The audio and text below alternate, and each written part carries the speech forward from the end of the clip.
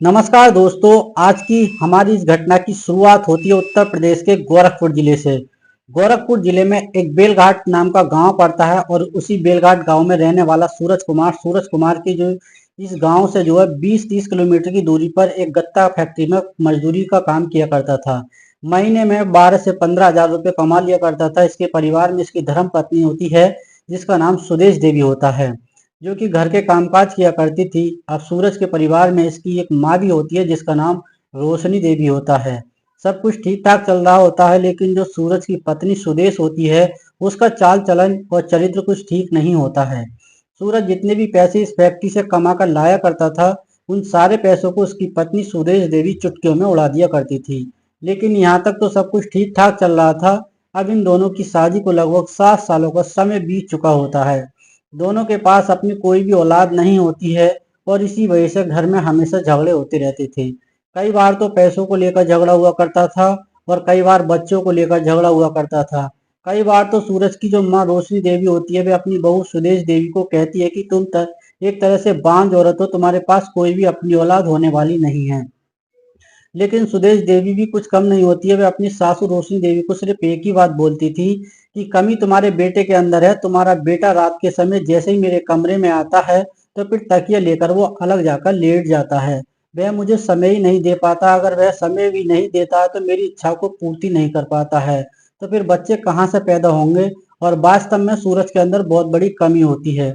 इसी बात से उसकी जो रोशनी माँ होती है वो भी जानती थी। और आज के समय में जब सूरज वहां खड़ा होता है तो वह सारी बातों को सुनकर वो नजरें नीचे कर लेता है। लेकिन 15 मिनट का समय गुजरने के बाद इस गली के अंदर एक सब्जी बेचने वाला आता है। और जब सब्जी बेचने वाले की आवाज सुदेश देवी को सुनाई देती है तो सुदेश देवी अपनी सासू को कहने लगती है, मैं थोड़ी सी सब्जियां खरीद कर लाती हूँ। और इसके बाद सुदेश देवी अपने पति से कुछ पैसे लेती है और पैसे लेने के बाद उस सब्जी बेचने वाले के पास चली जाती है। सब्जी बेचने वालों को बोला जाता है कि मुझे 2 किलो आलू दे दो और एक अच्छा सा बैगन दे दो। जैसे ये बात सब्जी वाले को कही जाती है तो सब्जी वाला इसकी तरफ मुस्कुराने लगता है और मुस्कुराते हुए वह कहता है 2 किलो आलू इसको दे देता है और फिर एक बैगन भी दे देता है। सब्जी वाले की समझ में ये बात नहीं आती है कि इस महिला ने 2 किलो आलू खरीदे हैं और साथ में सिर्फ एक ही बैगन क्यों खरीदा है। आखिर क्या वजह है। आखिरकार सब्जी खरीदने के बाद सुदेश देवी अपने घर पर आ जाती है और जब सुदेश देवी की सासू रोशनी देवी इसके हाथों में सब्जी देखती हैं तो देखकर बड़ी दंग रह जाती हैं। रोशनी देवी भी सोचने लग जाती है कि बहू सुदेश ने 2 किलो आलू खरीदे और ये रोज एक साथ में बैगन खरीदती है। आखिर ये बैगन का क्या करती है। और इस तरह से थोड़ा वक्त गुजरने के बाद सुदेश देवी का पति सूरज अपनी फैक्ट्री से काम करने के लिए चला जाता था। लेकिन घर पर सुदेश देवी और सुदेश की सास रोशनी देवी दोनों अकेली रह जाती हैं। लेकिन 15 मिनट के गुजर जाने के बाद सुदेश देवी उस बैगन को लेकर बाथरूम में चली जाती है और बाथरूम में जाने के बाद बाथरूम का दरवाजा बंद कर लेती है। ये सब सुदेश देवी की सास रोशनी देवी देख रही होती है। लगभग 20 से 25 मिनट का वक्त गुजर जाता है। सुदेश देवी अपने उस बाथरूम से बाहर निकलती है और इतना वक्त जब बीत जाता है तो उसके बाद जो सुदेश की सास होती है रोशनी देवी, वह सारी बातों को समझ जाती है। तो ये रोशनी देवी सोचने लगती है कि इसकी बहू बैगन को लेकर हर रोज बाथरूम में जाती है और 25 से 20 मिनट के बाद बाथरूम से बाहर निकलती है। और इन सारी बातों को जब रोशनी देवी समझ जाती हैं और ये महिला सुदेश उस बाथरूम से बाहर निकलती है तो फिर रोशनी देवी अपनी बहू सुदेश को कहने लगती हैं कि देखो सुदेश, ये अच्छी बात नहीं है। एक दिन ये बैगन तुम्हारी ही जान ले लेंगे अगर तुमने ये काम नहीं छोड़ा तो। सुदेश वहां पर नीचे नजरें झुका कर लेती है, लेकिन सुदेश अपनी सास की सारी बातों को एक कान से सुनती और दूसरे कान से बाहर निकाल देती थी। सुदेश नहीं जानती थी कि जो बैगन वो हर रोज खरीद कर लाती थी कल भविष्य में जाकर उसकी जान लेने वाला है। लेकिन सुदेश देवी मन पर उसका सास रोशनी देवी की बातों पर कोई गहरा असर नहीं पड़ता। अब सुदेश सोचने लग जाती है इसका पति उसकी इच्छा को पूर्ति नहीं कर पाता और इधर से उसकी सास रोशनी देवी उसको ताने मारने लगती है। अब सुदेश देवी किसी गैर मर्द का सहारा लेने के बारे में सोचने लग जाती है। आखिरकार दिन गुजरते चले जाती है और एक तारीख आई जाती है 10 दिसंबर 2026 का दिन। दोस्तों, करीब 9 बजे के आसपास का वक्त होता है। सूरज कुमार अपने गत्ता फैक्ट्री में मेहनत मजदूरी करने के लिए चला जाता है। दूसरी तरफ सुदेश की सास रोशनी देवी जो पड़ोसियों के घर पर चली जाती हैं और सुदेश देवी अपने घर में अकेली रह जाती हैं। लेकिन सुदेश जब अपने घर से बाहर निकलती है तो उसकी नज़र सामने पड़े दुकानदार पर पड़ती है। आज वो दुकान बंद पड़ी ही होती है, बल्कि उस दुकान के अंदर गांव के एक लड़के मनीष ने सब्जी बेचने का काम शुरू कर दिया था। और जैसे ही महिला सुदेश की नज़र उस सब्जी बेचने वाले लड़के मनीष पर पड़ती है तो मनीष को देखकर ये महिला काफी दंग रह जाती है। सुदेश देवी सोचने लगती है कि अब तो मेरे घर के सामने दुकान खुल चुकी है और इस दुकान पर बहुत ही हैंडसम लड़का बैठता है जिसका नाम मनीष होता है। और मनीष को ये महिला हासिल करने के बारे में सोचने लग जाती है। अब ये महिला सुदेश देवी मनीष की दुकान पर सब्जी लेने के बहाने जाने लगती है और सब्जी खरीदकर उसकी दुकान से अपने घर पर ले जाया करती है। साथ ही साथ ये मनीष के साथ काफी देर तक बातचीत भी क्या करती थी, लेकिन मनीष भी नाले का ढीला होता है, लंगोट का ढीला लड़का होता है और मनीष भी इस महिला पर काफी हद तक फिदा हो चुका था। इस तरह से 15 दिन का वक्त गुजर जाता है और एक तारीख आ जाती है 20 दिसंबर 2025 का दिन। सुबह 9 बजे के आसपास ये महिला सुदेश देवी मनीष की दुकान पर सब्जी खरीदने के लिए चली जाती है और मनीष को बोला जाता है कि मुझे 2 किलो आलू दे दो और साथ में एक अच्छा सा बैगन भी दे दो। अब जैसे ही मनीष इसकी सारी बातों को सुनता है तो वे दंग रह जाता है। वह सोचने लग जाता है कि यह महिला हर रोज मुझसे 2 किलो आलू खरीदती है और कोई 2 किलो दूसरी सब्जी खरीदती है, लेकिन हर रोज एक बैगन ही क्यों खरीदती है? आखिर इसकी वजह क्या है? मनीष के मन में इच्छा जागृत हो जाती है, इससे पूछ लेना चाहिए। मनीष के मन में ये इच्छा घर कर जाती है। आखिरकार मनीष थक हार कर इस महिला से पूछने लगता है, तुम हर रोज 2 किलो सब्जी अलग ले लेती हो और साथ में एक बैगन क्यों खरीदती हो? लेकिन महिला वहां पर ये महिला हंसते मुस्कुराते हुए मनीष को कहने लगती है कि देखो मनीष, तुम जानते हो ना, मेरा पति दिन भर मेहनत मजदूरी करता है और जब रात को वो थक हार कर सो जाता है, घोड़े बेचकर सो जाता है, लेकिन वो मुझे वक्त नहीं दे पाता है। अब ऐसी ऐसी बातों से ये महिला करने लगती है तो मनीष कहने लगता है कि भाभी, तुम्हें आज से किसी बैगन की जरूरत नहीं पड़ेगी। जब मनीष इस बात को इस महिला से कहने लगता है तो सुदेश देवी इस तरफ मुस्कुराने कहते ही लगती है, तुम ऐसा क्यों बोल रहे हो? तो मनीष कहता है, मेरे घर पर कोई नहीं है, जैसे ही मैं सब्जी खरीद कर अपने घर पर जाती हूँ तो 10 मिनट के बाद तुम मेरे घर आ जाना, क्योंकि मेरी सास पड़ोसियों के घर गई हुई है। मनीष बेहद खुश हो जाता है। मनीष भी सोचने लगता है कि अगर ये महिला मुझे मौका दे रही है तो मैं इसके मौके को क्यों छोड़ूं। इस तरह से ये महिला सब्जी खरीदने के बाद अपने घर पर चली जाती है और फिर मनीष के आने का इंतजार करना शुरू कर देती है। आखिरकार मनीष अपनी दुकान का शटर बंद करता है। शटर बंद करने के बाद इस महिला के घर के दरवाजे पर दस्तक देने लगता है और फिर ये महिला सुदेश देवी का घर का दरवाजा खोल देती है और फिर सुदेश देवी इस लड़के मनीष को लेकर अपने घर के कमरे के अंदर चली जाती है। आज के समय में ये दोनों मिलकर अपनी ही रजामंदी से गलत रिश्ते कायम करने लग जाते हैं। ये दोनों तब तक गलत रिश्ते कायम करते हैं तब तक इन दोनों का मन खुश नहीं हो जाता है और जैसे ही दोनों का मन खुश हो जाता है, दोनों की इच्छाओं की पूर्ति हो जाती है और फिर सुरेश देवी कहने लगती है कि मुझे 4,000 रुपये चाहिए। इसके बाद ये लड़का इस महिला को 4,000 रुपये दे देता है और पैसे देकर सुरेश देवी बेहद खुश हो जाती है और मनीष ये काम निपटाने के बाद अपने घर निकल जाता है। इस तरीके से जब वह सुदेश को मौका मिलता था तब मनीष को फोन कॉल किया करती थी, मनीष को अपने घर बुला लेती थी। ये दोनों अपनी मर्जी से अपना वक्त गुजार लिया करते थे। अब सुदेश जो देवी होती है बहुत खुश रहने लगती है, क्योंकि सुदेश इस लड़के मनीष से कुछ पैसे भी ले लिया करती थी और फ्री में सब्जी भी खरीद लिया करती थी। लेकिन सुदेश नहीं जानती थी कि आगे चलकर भविष्य में यही सब्जियां, यही बैगन इसकी जान लेने वाला होता है। इस तरह से दिन गुजरते चले जाते हैं। आखिरकार एक ऐसी तारीख आ जाती है जिसमें 30 सितंबर 2025 का दिन आ जाता है। सुबह के करीब 10 बजे के आसपास का वक्त होता है। लड़का मनीष अपनी दुकान पर सब्जी बेच रहा होता है। उसी समय मनीष का एक दोस्त प्रवीण कुमार इसके पास आ जाता है। प्रवीण अपने दोस्त मनीष को कहने लगता है कि मनीष, तुम दिन रात अपनी दुकान पर काम करते हो, अच्छे खासे पैसे कमाते हो, कभी बैठकर मौज मस्ती भी कर लिया करो। अब जैसे ही मौज मस्ती की बात आती है तो लड़का मनीष कहने लगता है कि चलो आज बैठकर कहीं अच्छी सी पार्टी कर लेते हैं। और इसके बाद मनीष अपनी दुकान का शटर बंद करता है और अपने दोस्त प्रवीण को लेकर पास ही के एक ठेके पर चला जाता है। ठेके से शराब खरीदते हुए शराब खरीदने के बाद ये दोनों नदी के किनारे बैठ जाते हैं। वहां पर दोनों बैठकर शराब पीने लग जाते हैं। थोड़ी देर के बाद जब दोनों को गहरा नशा हो जाता है तो फिर मनीष नशे की हालत में अपने दोस्त पर प्रवीण को कहने लगता है कि देखो प्रवीण, आज मेरे पास बहुत अच्छा समय है क्योंकि आज मैं बेहद खुश हूँ। अब प्रवीण अपने दोस्त मनीष को कहने लगता है कि ऐसी कौन सी खुशी है जो तुम इतने खुश हो। तभी ये लड़का कहने लगता है कि हमारी दुकान के ठीक सामने एक सूरज नाम लड़के का घर है और सूरज की एक पत्नी है जिसका नाम सुदेश है।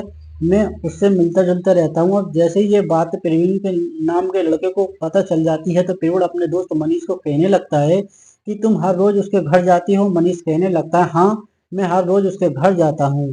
प्रवीण अपने दोस्त मनीष को कहने लगता है कि मुझे उसके पास ले चलो, लेकिन प्रवीण कहता है पैसे कितने लेती है, पैसे लेकर तुम्हारा काम चलेगा। प्रवीण कहने लगता है पैसे की तुम फिक्र मत करो, पैसे मैं उसे दे दूंगा। प्रवीण अपने दोस्त को ये बात भी कहता है कि तुम इसी समय उसके फोन कॉल करो और उसके घर चलते हैं। इसके बाद जो लड़का होता है मनीष उसी महिला को सुदेश देवी के पास फोन कॉल करता है और कहता है कि मेरा एक दोस्त है जिसका नाम प्रवीण है, जो तुमसे मिलना चाहता है और बदले में तुम्हें 10,000 रुपये देने के लिए तैयार है। अब ये महिला सुदेश देवी पैसों की लालच में आ जाती है, पैसों की वशीभूत हो जाती है। तो कहने लगती है तुम जल्दी से मेरे घर आ जाओ, मेरे घर में ना तो मेरी सास है और ना मेरा पति है। अब जैसे ही दोस्तों इस बात को सुनती है तो बेहद खुश हो जाते हैं। उसी समय प्रवीण और दोनों मोटरसाइकिल उठाते हैं और उसके घर पर पहुंच जाते हैं। और सुदेश देवी घर के सामने देखती है तो दरवाजे पर दस्तक दी जाती है। सुदेश देवी अपने घर का दरवाजा खोल देती है। सुदेश देवी इन दोनों लड़कों को देखकर बेहद खुश हो जाती है क्योंकि उसको पैसे मिलने वाले होते हैं। सुदेश देवी कहने लगती है कि पहले तुम पैसे देने पड़ेंगे, फिर तुम्हें घर के अंदर ले सकते हो। ये बात लड़का जो प्रवीण देखते ही देखते अपनी जेब से 10,000 रुपये निकालकर इस महिला को पकड़ा देता है। महिला पैसे को लेकर बेहद खुश हो जाती है। सुदेश देवी इन लड़कों को अपने घर के अंदर ले जाती है और फिर मुख्य दरवाजा बंद कर लेती है। बंद करने के बाद दोनों लड़कों को अपने कमरे के अंदर लेकर चली जाती है और फिर इनके साथ जो दोनों लड़के साथ अपने गलत रिश्ते कायम करने लग जाते हैं। ये दोनों लड़के ये महिला तब तक गलत काम को करते हैं तब तक इनका मन खुश नहीं हो जाता है और तब तक तीनों के मन से शांति मिल जाती है। फिर ये महिला सुदेश देवी इसको कहने लगती है कि तुम हर तीसरे दिन चौथे दिन मेरे घर आ सकते हो, लेकिन पैसे देने पड़ेंगे। प्रवीण और उसका दोस्त कहने लगता है कि पैसे की तुम फिक्र मत करो। दोनों दोस्त सुदेश को कहते हैं कि पैसे तुम्हें मिलते रहेंगे और इसके बाद ये दोनों लड़के इसको कुछ पैसे देते हैं और यहाँ से निकल चले आते हैं। अब ये दोनों लड़के जब भी इन दोनों को मौका मिलता था, समय समय मिलता था, उस महिला के साथ वक्त गुजारते थे और कुछ पैसे दिया करते थे। बड़ी आसानी से इसके घर से चले जाया करते थे। इस तरह से दिन गुजरते चले जाते। एक तारीख आई जाती है 10 अक्टूबर 2025 का दिन। सुबह के करीब 10 बजे के आसपास का वक्त होता है। सुदेश देवी अपने घर में कामकाज कर रही होती है और सुदेश का पति फैक्ट्री में काम के लिए चला गया था। उसी समय सुदेश की सास रोशनी देवी को कहती है कि मैं आप अपनी पड़ोसन से मिलने जा रही हूँ, थोड़ी देर के बाद घर में आ जाऊंगी। ये जो बात कहने के बाद रोशनी देवी अपने पड़ोसन के घर पर चली जाती है। लेकिन उसी समय सुदेश देवी अब परवीन के पास फोन करती है और परवीन को कहती है कि मुझे 4,000 रुपये की सख्त जरूरत है। परवीन कहने लगता है कि 4,000 रुपये तुम्हें दे सकता हूँ, लेकिन तुम्हें तुम्हारे घर पर भी आऊंगा। सुदेश कहती है तुम मेरे घर पर आ सकते हो। और इसके बाद प्रबल अपने दोस्त मनीष के दुकान पर जाता है। मनीष को कहता है कि चलो आज फिर उस महिला के घर पर चलते हैं। और इस तरह से मनीष अपनी दुकान पर शटर बंद करता है और फिर दोनों दोस्त इस महिला के घर के दरवाजे पर आकर दस्तक देते हैं। सुदेश देवी का दरवाजा खोल देती है क्योंकि सुदेश को पैसों की जरूरत होती है। और इसके बाद सुदेश देखती है कि दोनों लड़के उसके ठीक सामने खड़े होते हैं। सुदेश देवी दोनों लड़कों को लेकर घर के अंदर चली जाती है। लेकिन आज ये तीनों नहीं जाते। ये तीनों के साथ क्या होने वाला है, ये मुख्य दरवाजा बंद कर लिया जाता है और फिर महिला सुदेश इन दोनों लड़कों के साथ फिर से गलत काम करना शुरू कर देती है। 15 मिनट का समय गुजरने के बाद अब सुदेश की जो सास रोशनी देवी है वो अचानक से घर पर आ जाती है। रोशनी देवी देखती है कि उसके घर का दरवाजा अंदर से बंद है होता है। तो उसके बाद रोशनी देवी अपनी बहू सुदेश को आवाज लगाना शुरू कर देती है। कई मिनटों तक आवाज लगाती रहती है लेकिन घर का दरवाजा नहीं खोला जाता है। आखिरकार थक हार कर रोशनी देवी घर के दरवाजे पर जोर जोर से दस्तक देना शुरू कर देती है। और इसके बाद जब ये तीनों उस गलत काम को कर रहे होते हैं तो काफी डर जाते हैं। तीनों सहम जाते हैं। लेकिन वहां पर सुदेश देवी हिम्मत दिखाते हुए उन दोनों लड़कों को कहती है कि तुम किसी बात की फिक्र मत करो, मैं सब कुछ संभाल लूंगी। इसके बाद सुदेश देवी अपने घर का मुख्य दरवाजा खोल देती है। रोशनी देवी जब घर के अंदर जाकर देखती है तो उसकी आंखें फटी की फटी रह जाती हैं। रोशनी देवी इन दोनों लड़कों को गालियां देना शुरू कर देती है, साथ में अपनी बहू को भी गालियां देना शुरू कर देती है। लेकिन मौका पाते ही प्रवीण कुमार और उसका दोस्त मनीष ये दोनों बड़ी आसानी से इस घर से निकल जाते हैं। लेकिन फिर इसके बाद जो सुदेश होती है वह मगरमच्छ के आंसू बहाना शुरू कर देती है। वह अपनी सास रोशनी देवी के पैरों में गिर जाती है और कहती है कि मेरे पति सूरज को ये बात मत बताना, नहीं तो फिर मैं पूरे घर का सर्वनाश हो सकता है। यहाँ पर जो रोशनी देवी होती है उसको अपनी बहू पर तरस आ जाता है। रोशनी देवी कहने लगती है कि आज के बाद तुम्हें यहाँ काम नहीं करना पड़ेगा। अगर तुमने ये काम दोबारा करने की कोशिश की तो मैं सारी बात तुम्हारे पति सूरज को बता दूंगी। रोशनी चाहती थी कि ये डर जाए, लेकिन ये महिला डरने वाली नहीं होती है। रोशनी इस बात को सोचने लग जाती है कि इस घर की इज्जत बाहर नहीं जानी चाहिए। इस तरह से रोशनी देवी मन आपको अपने मन को समझा लेती है, लेकिन इसकी आखिरी बात चेतावनी देते हुए कहती है कि आज के बाद तुम्हें ये गलत काम नहीं करना है। लेकिन सुदेश एक ऐसी महिला होती है जो अपने सारी हरकतों को, अपने पति की सारी बातों को बता कान से सुनती है और दूसरे कान से बाहर निकाल दिया करती थी। और इस तरीके से दिन गुजरते चले जाते हैं, लेकिन सुदेश देवी अपनी आदत से मजबूर हो जाती है। आखिरकार एक तारीख ऐसी आई जाती है जिसमें 25 अक्टूबर 2025 का दिन आ जाता है। सुबह के तकरीबन 8 बजे के आसपास का वक्त होता है। इसकी सास रोशनी देवी जो है इसके पास आती है, और जब पास आती है तो बिल्कुल ये महिला अकेली होती है। उसी समय गली के बीच में एक कपड़ा बेचने वाला आ जाता है, और उस कपड़ा बेचने वाले का नाम सुंदर सिंह होता है। सुंदर सिंह हमेशा इस महिला सुदेश को कुछ कपड़े उधार दे दिया करता था, और आज सुंदर सिंह अपने 8,000 रुपये लेने के लिए इसके घर के दरवाजे पर आकर दस्तक देता है। अब जैसे ही घर के दरवाजे पर दस्तक देता है सुंदर सिंह, तो ये महिला सुदेश देवी घर का दरवाजा खोल देती है। सुंदर सिंह इस महिला सुदेश को कहने लगता है कि मुझे 8,000 रुपये आज ही देने पड़ेंगे, क्योंकि पिछली उधार सारी बाकी पड़ी है। लेकिन ये महिला सुदेश कहने लगती है मुझे थोड़े से कपड़े और लेने, और फिर अगले महीने में तुम्हारे सारे कर्ज उतार दूंगी। लेकिन सुंदर सिंह जिद पर अड़ जाता है, कहता है कि मेरे 8,000 रुपये दो, फिर आगे तुम्हें कपड़ा दूंगा। लेकिन सुदेश देवी एक ऐसी महिला होती है जो अपनी बातों में फंसाने वाली होती है। सुदेश कहने लग जाती है देखो मेरे घर में मेरा पति भी नहीं है, मेरी सास भी नहीं है। अगर तुम सारे कर्जे को वसूल करना चाहते हो तो तुम्हारे पास बहुत बड़ा मौका है। अब कपड़े बेचने वाला सोचने लगता है जब ये महिला मुझे मौका दे रही है तो क्यों ना मैं इस मौके का फायदा उठा लिया जाए, और वैसे भी मेरे पैसे देने वाली नहीं है। इस तरीके से सुंदर सिंह वहां पर होता है। इस महिला जो सुदेश होती है वह अपने घर का मुख्य दरवाजा बंद कर लेती है, और फिर इस लड़के को लेकर अपने घर के कमरे में का अंदर चली जाती है। फिर सुंदर सिंह के साथ गलत काम करना शुरू कर देती है। सुंदर सिंह और सुदेश देवी दोनों मिलकर अपनी रजामंदी से इस गलत काम को कर रहे होते हैं। ये काम जब तक करते हैं जब तक इनका मन नहीं भर जाता है। आखिरकार जैसे इन दोनों को खुशी मिल जाती है तो इसके बाद सुदेश इस सुंदर सिंह को कहने लगती है कि मुझे और भी कपड़े चाहिए। सुंदर सिंह हंसते मुस्कुराते हुए इसको कुछ कपड़े और दे देता है, और सुदेश देवी उन कपड़ों को लेकर बेकर बेकर बेहद खुश हो जाती है। सुदेश देवी सोचने लगती है कि अब ये लड़के जो मेरी रजामंदी से बन चुके हैं, लेकिन इस कपड़े बेचने वाले को नहीं छोड़ने वाली हूँ, क्योंकि ये मुझे पैसे भी दिया करेगा, साथ में कपड़ा भी फ्री में दिया करेगा। लेकिन ये सुदेश नहीं जानती थी कि आगे चलकर भविष्य में उसके साथ क्या होने वाला है। और इसी तरह से कई दिनों का वक्त गुजर जाता है। तारीख आ जाती है 4 नवंबर 2025 का दिन। सुबह के करीब 9 बजे के आसपास सुदेश देवी अपनी सासू रोशनी देवी से कहने लगती है कि सासू आज तुम सब्जी खरीद कर लानी है, मैं किसी भी दुकान का सब्जी खरीदने नहीं जाऊंगी।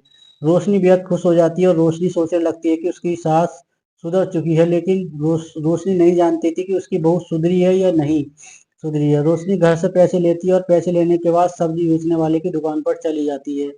2-3 किलो आलू खरीदती है, कुछ साथ में अच्छे खासे बैगन भी खरीद लेती है, और फिर सब सब्जी खरीदती है। वह अपने घर पर आ जाती है। अपनी बहू को कहती है कि आज बेटा तुम्हें आलू बैगन की सब्जी बनानी है। लेकिन ये महिला सुदेश नहीं जानती थी कि आज जो बैगन घर पे आए हैं उसी से उसकी जान जाने वाली है। आखिरकार थोड़ा वक्त गुजरने के बाद अब इसकी सास रोशनी देवी भी आदत से मजबूर हो जाती है। रोशनी कहने लगती है कि मैं पड़ोसन के घर पर जा रही हूँ, 2-4 घंटे के बाद वापस लौटूंगी। लेकिन ये महिला सुदेश देवी बेहद खुश हो जाती है, और जैसे ही इसकी सास रोशनी देवी पड़ोस वाले घर में चली जाती है तो उस समय कपड़ा बेचने वाले सुंदर के पास फोन कॉल करती है। सुंदर को फोन कॉल करके बुला लेती है, और जैसे ही सुंदर उसके घर पर आ जाता है, घर के दरवाजे पर दस्तक देता है, तो फिर सुंदर अपने घर का दरवाजा जो है खोल देती है। जब सुदेश घर का दरवाजा खोल देती है, इस कपड़े बेचने वाले को जो अंदर कर लेती है। घर के अंदर ले जाने के बाद ये दोनों अपनी रजामंदी से गलत रिश्ते कायम करने लग जाते हैं। लेकिन 10 से 15 मिनट का समय गुजरने के बाद इस महिला रोशनी देवी जो होती है अचानक घर पर आ जाती है। घर का मुख्य दरवाजा बंद होता है, और फिर दरवाजे पर दस्तक दी जाती है। लेकिन आज भी ये महिला सुदेश देवी होती है काफी डर जाती है, सोचने लगती है कि आज इसको साथ बहुत बुरा होने वाला है। जैसे तैसे करके सुदेश अपने घर का दरवाजा खोलती है, और जब इसकी सास रोशनी देवी घर के अंदर आकर देखती है तो नजारा कुछ और ही होता है। रोशनी देखती है कि कपड़े बेचने वाला सुंदर सिंह आपत्तिजनक स्थिति में बिस्तर पर पड़ा हुआ था और उसको देखकर रोशनी देवी सुंदर सिंह को भी गालियां देना शुरू कर देती है। अपनी बहू सुदेश को भी गालियां देना शुरू कर देती है। अब सुंदर सिंह होता है मौका देखकर वहां से भाग जाने में कामयाब हो जाता है, लेकिन आज रोशनी देवी अपनी बहू सुदेश को कुछ नहीं कहती और कहती है कि चुपचाप बैठी रहती है। और सुदेश देवी सोचने लगती है यानी कि इसकी जो सास है आज इसके कुछ पति को सब कुछ बताने वाली हैं। लेकिन जैसे ही शाम के 7 बजे के आसपास का वक्त होता है तो जो सूरज भी हार थक कर अपने कामकाज से अपने घर पर वापस आ जाता है। उसके बाद रोशनी अपने बेटे सूरज को लेकर एकांत कमरे में जाती है। सूरज को कहने लग जाती है कि बेटा, तुम्हारी बहू गलत रास्ते पर चल पड़ी है। पिछले दिनों में मैंने 2 लड़कों के साथ घर के अंदर पकड़ा और आज कपड़ा बेचने वाला सुंदर सिंह भी घर पर आया था। उसके साथ ही मैंने इसको रंगे हाथों पकड़ लिया है। लेकिन ये सब्जी हर हर रोज खरीदती है, बैगन भी हर रोज खरीदती है और आज मैंने इसके लिए बैगन खरीद कर ला कर रखे हैं, लेकिन तुम्हारी पत्नी को समझ नहीं आता इस बात पर। आज सूरज सिंह को बेहद गुस्सा आने लग जाता है। सूरज सिंह सोचने लगता है कि उसकी पत्नी गलत रास्ते पर चल पड़ी है क्योंकि उसकी माँ झूठ बोल नहीं सकती। अब सूरज अपनी पत्नी को ठिकाने लगाने के बारे में सोचने लग जाता है। अब जैसे ही रात के करीब 8 बजे के आसपास का वक्त होता जाता है तो सूरज अपनी पत्नी सुदेश को कहने लगता है कि घर के अंदर कमरे के अंदर चलो। उसके बाद सूरज सुदेश को लेकर वह कमरे के अंदर चला जाता है और फिर वहां से उस बैगन को भी उठा लेता है। बैगन भी बड़े बड़े होते हैं। सूरज कुमार इन्हीं बैगनों के साथ कुछ ऐसा करने वाला है। वह अपनी पति सुदेश को लेकर कमरे के अंदर चला जाता है। अब कमरे का दरवाजा अंदर से बंद कर लिया जाता है। फिर उसके बाद सूरज कुमार अपनी पत्नी के हाथ पैरों को रस्सी से बांधना शुरू कर देता है। हाथ पैर रस्सियों के साथ बांधने के बाद उसके मुंह पर भी कपड़ा बांध देता है और फिर उसके बाद जो सूरज कुमार होता है इन्हीं बैगनों को उठाकर अपनी पत्नी के संवेदनशील हिस्से के अंदर डालना शुरू कर देता है। 3-4 बैगन को ये ऐसे ही डाल चुका होता है और तकरीबन 2 घंटे का वक्त गुजर जाता है, लेकिन कमरे का दरवाजा नहीं खोला जाता है। दूसरी तरफ रोशनी देवी इस बात को सोचने लग जाती है कि उसके बेटे ने शायद कुछ गलत काम कर लिया है या फिर उसने अपनी पत्नी के साथ कुछ गलत काम कर दिया है। रात के तकरीबन 10:30 बजे के आसपास का वक्त हो जाता है। रोशनी देवी घबरा जाती हैं। रोशनी देवी अपने पड़ोसी जनों को चिल्ला चिल्लाकर इकट्ठा कर लेती हैं। रोशनी देवी कहने लगती हैं कि मेरे बेटे ने अपनी पत्नी के कमरे के अंदर का दरवाजा बंद कर दिया है और खुद भी अपनी पत्नी को बंद कर लिया है। शायद वह सब कुछ गलत हो चुका है। इस तरीके से पड़ोसी जन को बात सोचने पर मजबूर हो जाते हैं आखिरकार घर में क्या हो रहा है। पड़ोसी जन सभी जैसे उस दरवाजे को तोड़कर अंदर जाते हैं तो पड़ोसियों की आंखें फटी की फटी रह जाती हैं। पड़ोसी जन देखते हैं कि सुदेश वहां पर मृत हालत में पड़ी हुई थी। उसके शरीर में काफी खून बह रहा था और वह उसका पति सूरज अपने कमरे के अंदर बैठा हुआ होता है। अब इन्हीं पड़ोसियों में से एक पड़ोसी, इसका नाम अर्जुन होता है, नजदीकी पुलिस स्टेशन में फोन कॉल करता है और मौके पर पुलिस को बुला कर लेता है। पुलिस जैसे ही घर के अंदर आ जाती है तो देखती है कि ये सुदेश देवी मृत हालत में पड़ी हुई थी। इसका पति सूरज उसके पास बैठा हुआ था और उसके बाद पुलिस सुदेश के सांप को कब्जे में ले लेती है और वहां पर इस लड़के को सूरज को गिरफ्तार कर लिया जाता है। गिरफ्तार करने के बाद पुलिस स्टेशन में ले जाया जाता है और सूरज से पूछताछ करनी शुरू की जाती है। सूरज अपनी पत्नी की पूरी कहानी को पुलिस के सामने बयां करता है। पुलिस भी इसकी पूरी कहानी को सुनकर दंग रह जाती है और इसके बाद पुलिस इस लड़के के खिलाफ चार्जशीट तैयार करती है। लेकिन इस पूरे घटनाक्रम के दौरान सूरज ने जो अपनी पत्नी सुदेश देवी के साथ किया वह सही था या गलत था, कमेंट बॉक्स में जरूर लिखें। मिलते हैं दोस्तों ऐसी घटना क्रम के साथ, तब तक के लिए जय हिंद, वंदे मातरम।